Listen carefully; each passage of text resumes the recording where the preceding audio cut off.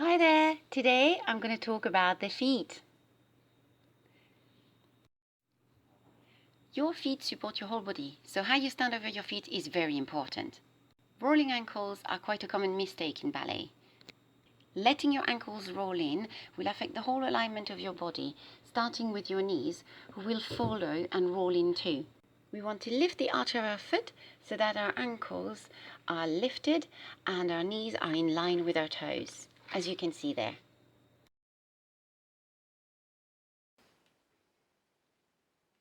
Here's a close-up of my rolling ankles. They look okay, but they're not. Look, my knees are going in. With the arch of my feet lifted, my knees go over my toes automatically. Here's how it looks when you're in first position. You can see that my little toes are coming off the floor too. Closing my first position slightly will make holding the ankle a little bit easier, and therefore I will be able to hold my turnout not from my feet, but from the top of my legs. And here is how rolling ankles affect the whole alignment of your legs. You see, my knees are rolling in and out and in and out. Not because I'm turning my legs in or out, just because I'm not holding my ankles. So really make sure you lift your ankles up when you're standing in first position, or any position for that matter.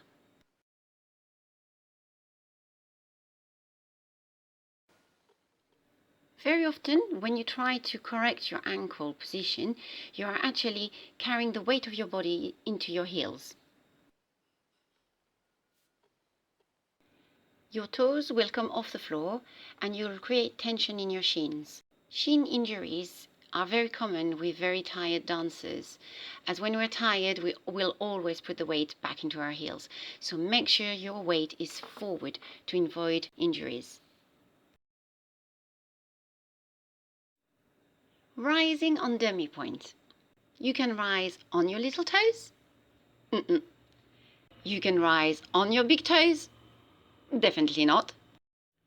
Or you can rise correctly, aiming to push into your second toe. And there your knees are in line with your toes. Here's a close-up. On your little toes? On your big toes? Can't hold it. But here we are, a lovely rise, aiming for the second toe.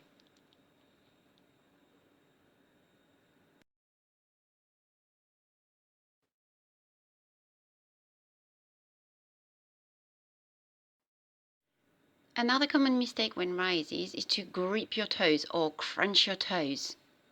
By doing that, you're limiting the full range of your demi point. Your knees cannot fully stretch either. And as a result, you cannot hold the balance really well at all. Imagine for the pirouettes.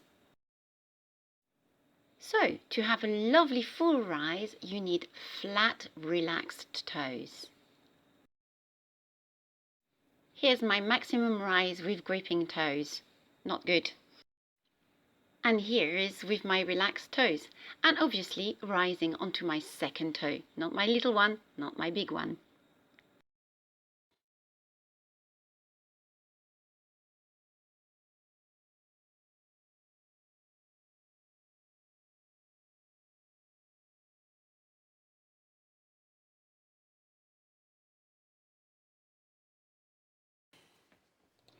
Here's a demonstration of what I call banana feet. That's better. So to avoid banana feet, you need to use the floor and push the heel up when dégagé devant. Here's a close-up of my banana foot or my heel hop. Not using the floor will encourage all sorts of mistakes, but using the floor will encourage the lovely use of all the articulations in your foot. So, using or not using the floor.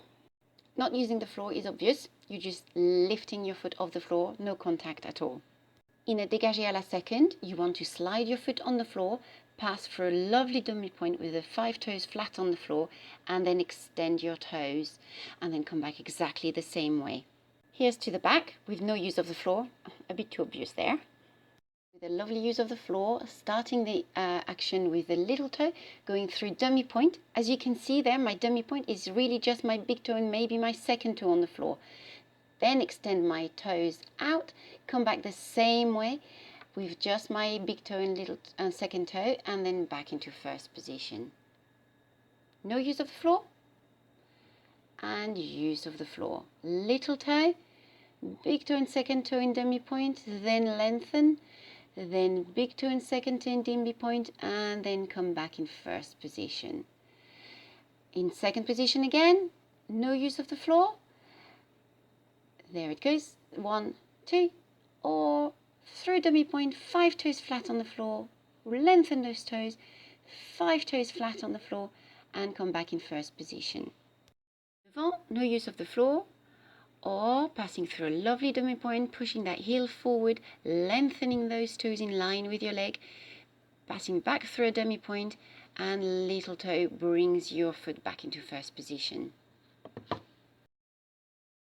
Devant again, no use of the floor, banana foot, and the use of the floor through demi point, pushing that heel up and lengthening those toes. Oops, here we are, heel up. You see the big difference? And then coming back.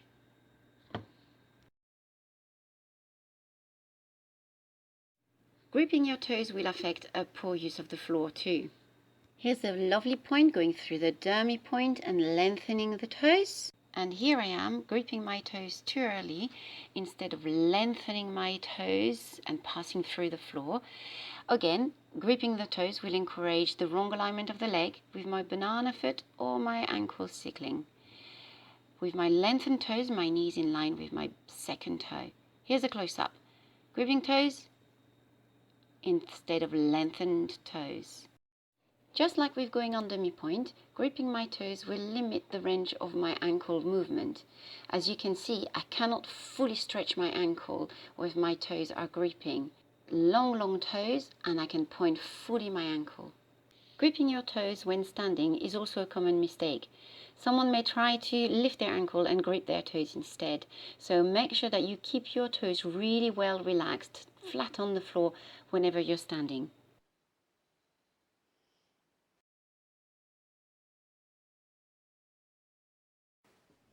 So here's the poor use of the foot, just pointing my toe forward or going through the demi point, pushing my heel forward, lengthening those toes and coming back exactly the same thing with my little toe leading on the way back.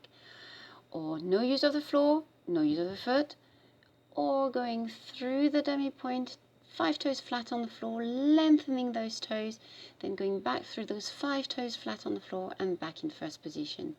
To the back, no use of the floor, no use of the foot, or going through the demi point, starting with that little toe and then lengthening those toes away, then going back through that demi point, remember just the big toe, and then back in first position. I hope you liked my little video, and I see you next time. Bye!